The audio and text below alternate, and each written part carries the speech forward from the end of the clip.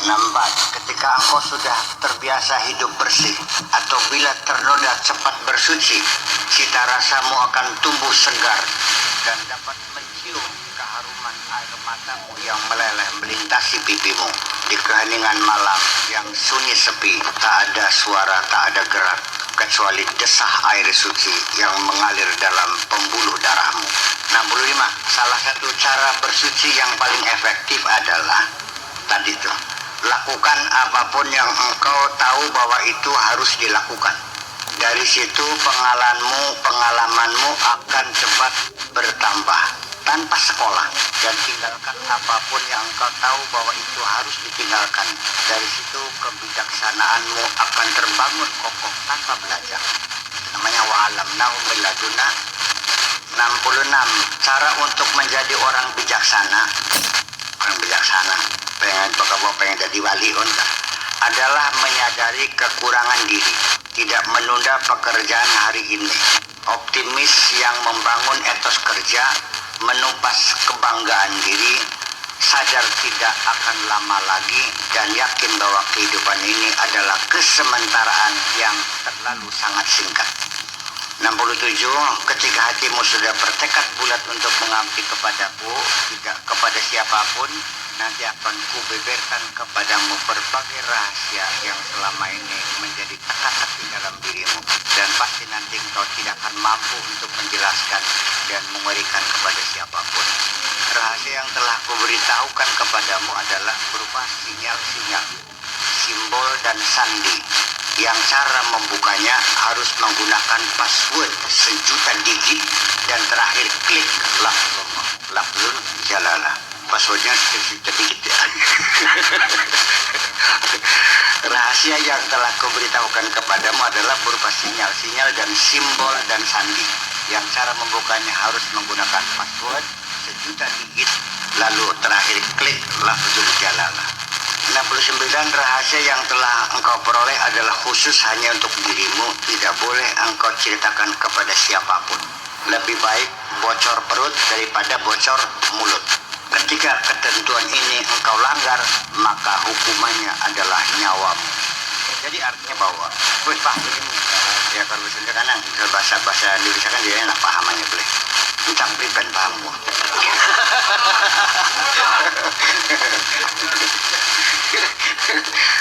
Jenar atau tuh mesti jenar, bukan kecuali hanya membocorkan top secret bakat toxic mah sakit berat. Top secret bakat toxic sakit berat ya. Saya kira kembali kepada pemahaman awal bahwa hal yang sebenarnya top secret di dunia saja, kalau dia membocorkan itu dianggap high treason, pengkhianatan besar.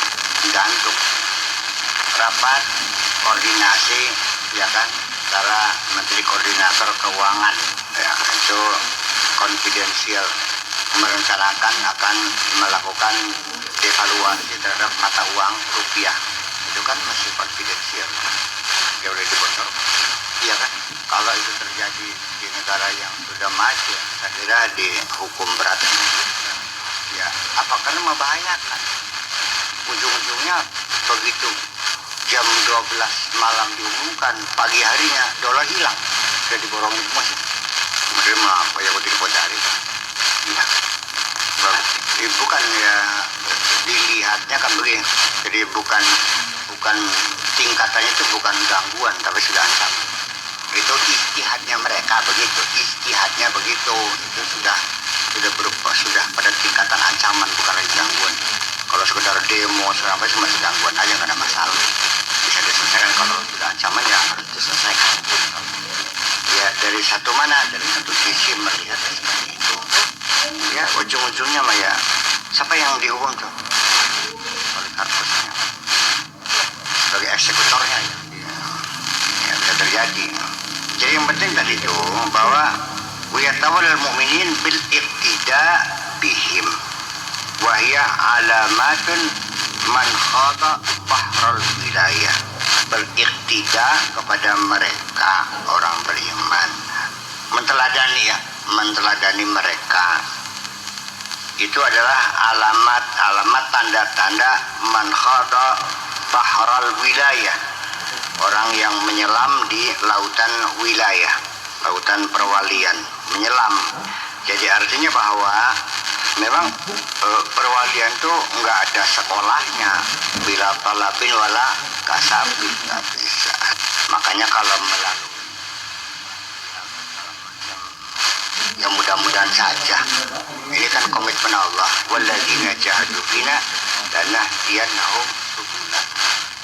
Pernah enggak kamu membuktikan telah melakukan mujahadah? Yang puasa 40 bulan telung sini wis balik. Mandi kembang. Ya, artinya begini, jangan diartikan bahwa ketika kamu sakti berarti kamu sudah jadi wali. Belum kan? Itu boleh saja istidraj. Iya kan? Bisa jadi istidraj. Dan wali itu tidak mesti harus sakti dong. Ini kan orang awam kan selalu mengait-ngaitkan perwalian dengan kesaktian. Sehingga Syekh Abdul Qadir Al-Jailani pun yang dibaca itu manakibnya, bukan majelis taklimnya, bukan fatwa-fatwanya. Karena manakibnya kanda kesaktiannya, pusing diwaca kok. Jadi iya, nganda kena di bajuri, ya kanda kesaktian. Kita gak kaya-kaya lah mana kita modar, sirku kanda kesaktian kita apa yang menikah. Siapa yang bisa menceritakan pemikiran saya? Kan sulit. Lah ya iya, yang mesti ngajikan 10 itu mesti suruh paham pemikirannya. Lah ya justru karena itu. Jadi kalau saya mah nggak usah ngapalin kesaktian Syaikhul Qadir, sudah lewat kesaktian.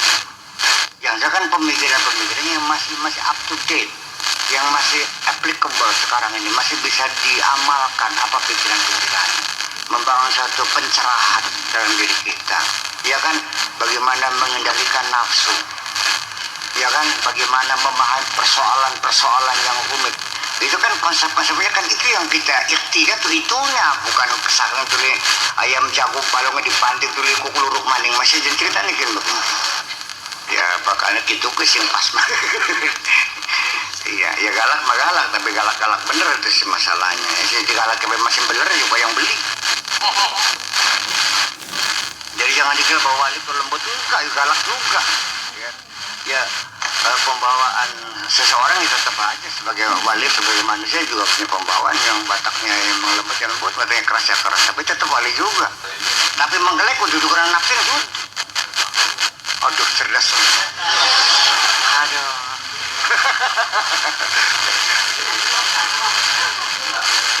Ya itulah, jadi kita juga mengkel, kita juga marah. Ya selama ini coba kita koreksi. Ketika kamu marah kenapa?